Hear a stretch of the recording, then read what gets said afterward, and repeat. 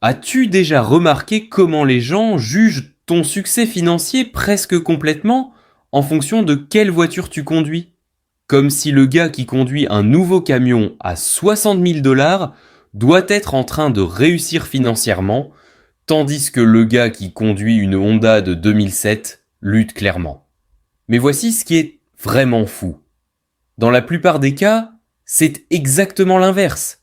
Le gars dans le nouveau camion est probablement fauché. Et le gars dans la vieille Honda est probablement millionnaire. Je n'exagère pas. Les vrais chiffres montrent que la plupart des vrais millionnaires, pas les gens qui font semblant d'être riches, mais les gens qui ont vraiment une richesse significative, conduisent des voitures de plus de 10 ans.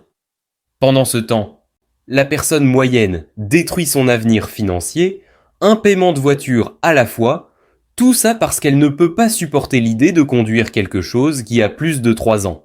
Je m'appelle Gabriel et je passe trop de temps à analyser pourquoi les gens prennent des décisions financières qui les gardent pauvres pour toujours. Si tu veux comprendre pourquoi cette vieille voiture dans ton allée pourrait être ton meilleur actif financier, abonne-toi et like cette vidéo. Maintenant, avant d'entrer dans les mathématiques qui vont te faire reconsidérer chaque décision automobile que tu as prise, laisse-moi clarifier quelque chose. Je ne parle pas de conduire littéralement un tas de ferraille qui tombe en panne chaque semaine. Je parle de conduire une voiture fiable de 10 à 15 ans qui a été bien entretenue mais qui n'a pas l'air neuve et tape à l'œil. Il y a une énorme différence. Une vieille voiture bien entretenue te transportera du point A au point B aussi fiablement qu'une nouvelle voiture. Elle n'impressionnera juste pas tes voisins. Et il s'avère que ne pas impressionner tes voisins est l'une des meilleures stratégies de construction de richesse qui existent. Voyons exactement pourquoi avec quelques chiffres qui vont probablement te mettre en colère d'avoir acheté cette nouvelle voiture il y a 3 ans. Disons que tu décides entre deux options. Option A, tu achètes une nouvelle voiture pour 40 000 dollars. Tu la finances pendant 6 ans à 5% d'intérêt parce que c'est la meilleure offre que tu as pu obtenir. Ton paiement est environ 645 dollars par mois. Pendant 6 ans, tu paieras environ 46 400 au total. C'est 6 400 juste en intérêt. Mais attends, tu as aussi besoin d'une assurance tout risque parce que tu as un prêt. C'est probablement 250 par mois au lieu des 100 que tu paierais pour une responsabilité de base sur une vieille voiture. C'est 150 de plus par mois, 1800 par an, 10 800 pendant 6 ans. Maintenant, nous sommes à 57 200. Plus la nouvelle voiture s'est dépréciée d'environ 50% dans les 5 premières années. Donc après 6 ans, tu as une voiture qui vaut 21 000, mais tu as dépensé 57 200. Tu as perdu 37 2 cents. Option B, tu achètes une voiture fiable de 10 ans pour 8 000 en espèces. C'est une Toyota ou Honda avec 150 000 miles, mais bien entretenue. Tu paies seulement une responsabilité de base pour l'assurance, 100 par mois. Pendant les mêmes 6 ans, tu dépenseras 8 000 pour l'achat, plus 7 200 en assurance. C'est 15 200. Disons que tu dépenses 5 000 de plus en entretien et réparation pendant ces 6 ans. Parce que les vieilles voitures ont besoin de plus de travail. C'est 20 200 au total. Après 6 ans, la voiture vaut probablement encore 4 ou 5 000 parce que les voitures dans cette gamme se déprécient très lentement. Donc ton vrai coût est environ 15 000. Comparé à 37 200 de pertes sur la nouvelle voiture, c'est 22 200 de différence. Pendant 6 ans. Maintenant, voici où ça devient vraiment fou. C'est 645 dollars que la personne avec la nouvelle voiture paie chaque mois. Que se passe-t-il si la personne avec la vieille voiture investit ce montant à la place? 645 par mois, investi à 8% de retour annuel pendant 6 ans, c'est environ 58 000 dollars. La personne avec la nouvelle voiture a une voiture de 20 000 et 0 en investissement. La personne avec la vieille voiture a une voiture de 4 000 et 58 000 en investissement. C'est une différence de 42 000 en valeur nette. Tout ça pour avoir choisi une voiture différente. Mais attends, ça devient mieux. Ou pire, selon de quel côté de cette équation tu es. La plupart des gens n'achètent pas une nouvelle voiture et la gardent pendant 15 ans jusqu'à ce qu'elle meure. Ils achètent une nouvelle voiture, la conduisent pendant 3 ou 4 ans jusqu'à ce qu'ils s'ennuient ou veuillent quelque chose de plus récent et puis l'échangent. Mais après 4 ans, ils doivent encore de l'argent sur le prêt, plus que ce que la voiture vaut. Alors ils transfèrent cette équité négative à un nouveau prêt pour une voiture encore plus chère. Maintenant, ils paient pour 2 voitures simultanément tout en ne conduisant qu'une. Ce cycle continue pendant toute leur vie active.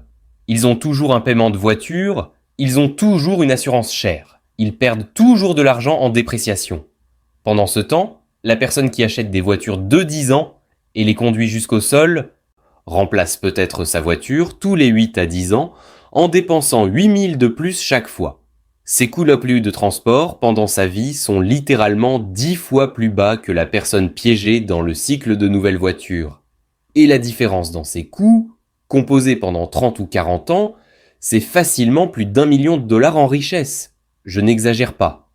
1 million de dollars. C'est la différence entre prendre ta retraite confortablement ou travailler jusqu'à 70 ans parce que tu n'as jamais pu te permettre d'épargner parce que tu avais toujours un paiement de voiture.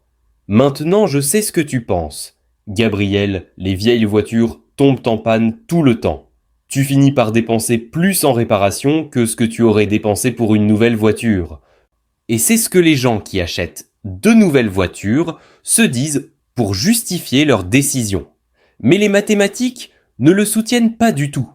Même si tu dépenses 2 000 par an en entretien et réparation sur une vieille voiture, ce qui est élevé pour une voiture bien entretenue, c'est 24 000 pendant 12 ans, comparé à 70 à 80 000 que tu dépenserais en achetant une nouvelle voiture tous les 6 ans. Les vieilles voitures devraient littéralement exploser chaque année et être remplacées pour égaler le coût d'acheter de nouvelles voitures. Voici la vraie vérité sur les vieilles voitures dont personne ne parle. Les voitures modernes, surtout Toyota, Honda et Mazda, sont conçues routinièrement pour durer facilement 250 à 300 000 miles avec un entretien approprié. 150 000 miles sur une voiture bien entretenue aujourd'hui, c'est comme 50 000 miles sur une voiture d'il y a 20 ans. La voiture a littéralement la moitié de sa vie utile devant elle. Mais l'industrie automobile a fait un travail incroyable pour convaincre les gens que tout ce qui dépasse 100 000 miles est essentiellement de la ferraille. Ce qui est complètement fou. Mes voitures ont plus de 150 000 miles et fonctionnent parfaitement. Je change l'huile régulièrement, je remplace les freins quand c'est nécessaire, je m'occupe des problèmes quand ils surgissent. Et tu sais quoi, oui, j'ai occasionnellement dépensé 500 ou 1000 pour une réparation.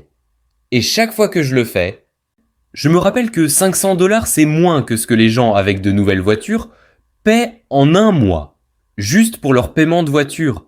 Je pourrais avoir une réparation de 1000 $ tous les 3 mois et je serais encore en train d'économiser de l'argent massif comparé à un paiement de nouvelles voitures. Maintenant, parlons de l'argument de sécurité parce que c'est ce que les gens disent toujours. Les nouvelles voitures sont plus sûres, elles ont de meilleures caractéristiques de sécurité, ça vaut la peine de payer plus pour ça. Et écoute, il y a du vrai là-dedans. Les voitures de 2025 ont de meilleures caractéristiques de sécurité que les voitures de 2010. Mais voici le truc. Les voitures de 2010 ont aussi des caractéristiques de sécurité incroyables comparées aux voitures de 1990. Les airbags, l'ABS, le contrôle de stabilité, les zones de déformation, toutes ces choses sont devenues standards il y a des décennies. Donc à moins que tu ne compares une voiture de 2025 à une voiture de 1980, l'argument de sécurité ne justifie pas vraiment la différence de prix massive. Et voici ce que personne ne mentionne. Tu sais ce qui est vraiment dangereux ? Être fauché. Être tellement stressé par l'argent que tu ne dors pas bien. Être tellement stressé que tu conduis distraitement. Être tellement stressé que tu ne peux pas te permettre un entretien préventif de santé. Le stress financier tue plus de gens que les accidents de voiture. Donc si tu achètes vraiment une nouvelle voiture pour des raisons de sécurité, tout en te stressant financièrement avec le paiement, tu n'achètes pas vraiment de sécurité. Tu achètes juste une fausse tranquillité d'esprit à un prix énorme. Maintenant, parlons du vrai coût de posséder une nouvelle voiture que personne ne calcule jamais. Le coût d'opportunité. Ce 645 $ par mois que tu paies pour une voiture, investi à 8% annuellement pendant 30 ans, devient 940 000 $. 940 000. Donc, quand tu achètes cette nouvelle voiture de 40 000 $, le vrai coût n'est pas les 40 000 que tu as payés. C'est les 940 000 que tu n'auras pas dans 30 ans, parce que tu as dépensé cet argent en dépréciation de voiture à la place. Et ça ne compte même pas tous les autres avantages financiers de conduire une vieille voiture. Des taxes de propriété automobile plus basses, des frais d'immatriculation plus bas, la capacité de faire certaines réparations toi-même sans annuler la garantie. Ne pas t'inquiéter de chaque petite égratignure ou bosse parce que la voiture a déjà 15 ans, qui s'en soucie? Toute la liberté mentale qui vient de ne pas avoir un paiement de voiture suspendu au-dessus de ta tête chaque mois. Maintenant, laisse-moi aborder l'argument de statut parce que c'est vraiment de ça qu'il s'agit pour la plupart des gens. Ce n'est pas à propos de sécurité ou de fiabilité. C'est à propos de ce que les autres pensent. Conduire une vieille voiture semble admettre que tu ne peux pas te permettre une nouvelle. Ça semble un statut social inférieur. Ça semble un échec. Et c'est exactement cette mentalité qui garde les gens pauvres pour toujours. Voici ce que tu dois comprendre.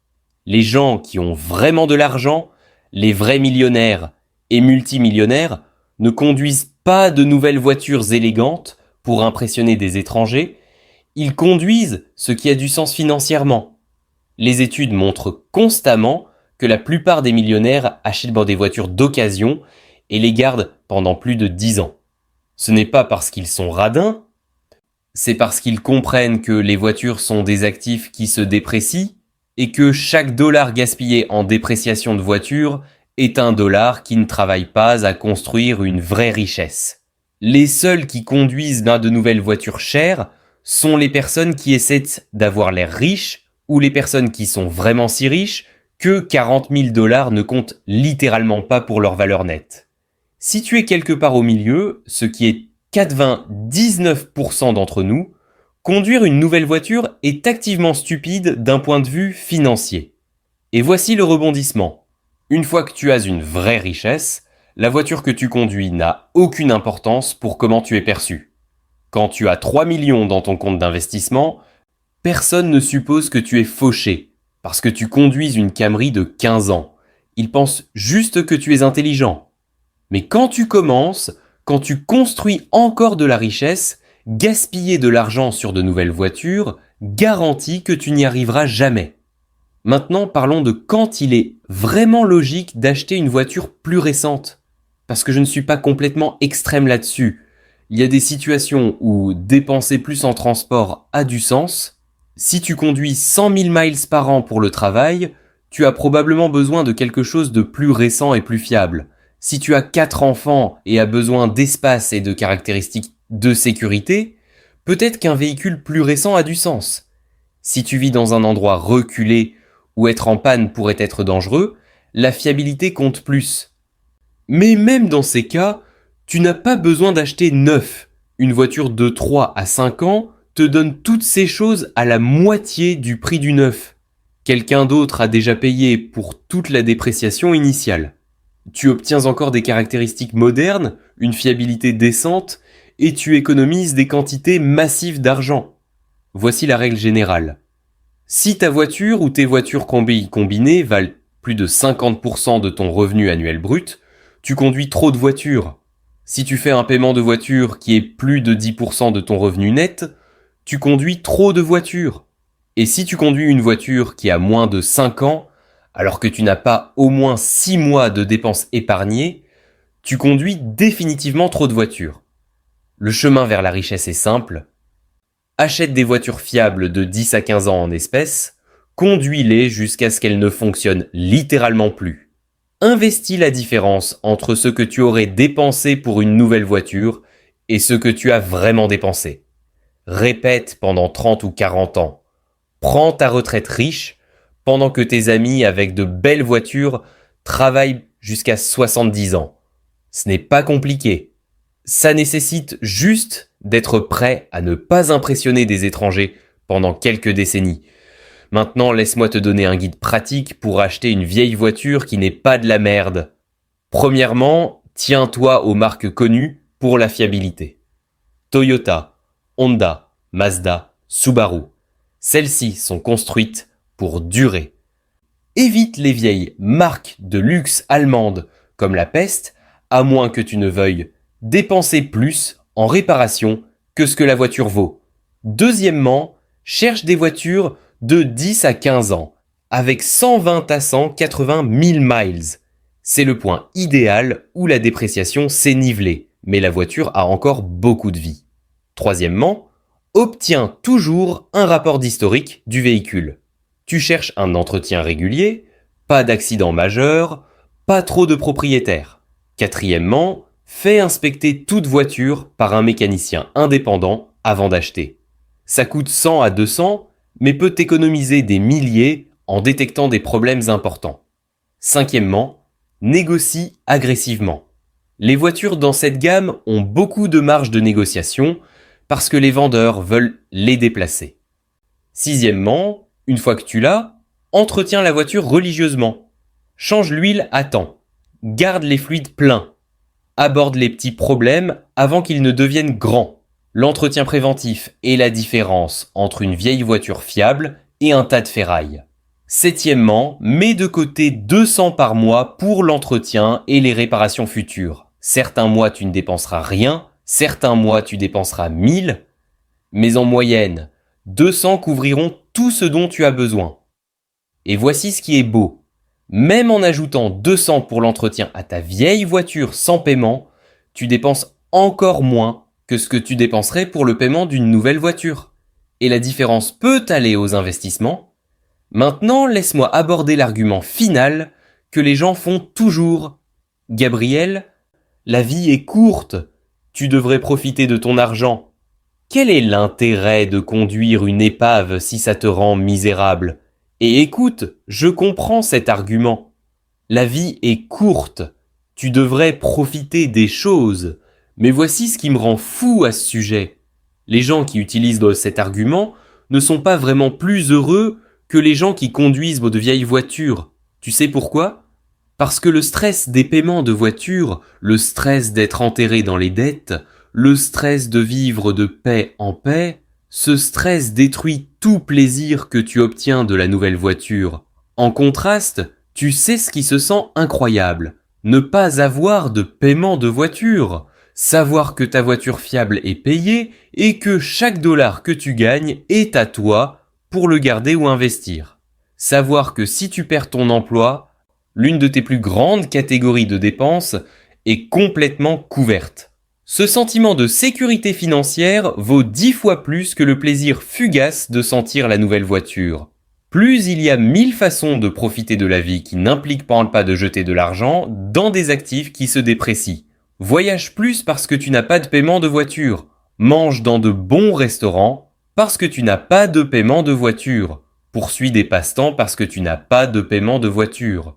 Ou économise juste l'argent et prends ta retraite 10 ans plus tôt pour que tu aies toute ta vie pour profiter au lieu de juste ton week-end. Alors voilà, conduire une vieille voiture est littéralement l'une des décisions financières les plus intelligentes que tu puisses prendre. Tu économises des quantités massives d'argent en paiement, intérêts, assurance et dépréciation. Tu investis ces économies et construis une vraie richesse. Et pendant ce temps, tous ceux qui conduisent de nouvelles voitures brillantes détruisent leur avenir financier, un paiement à la fois, tout en te jugeant pour être intelligent. Laisse-les te juger. Tu seras celui qui rira quand tu prendras ta retraite à 50 ans pendant qu'ils font encore des paiements de voiture à 65 ans. Si cette vidéo a changé comment tu penses aux voitures, Like et abonne-toi. Dis-moi dans les commentaires quel âge a ta voiture et si tu prévois de continuer à conduire de vieilles voitures maintenant. On se voit dans la prochaine.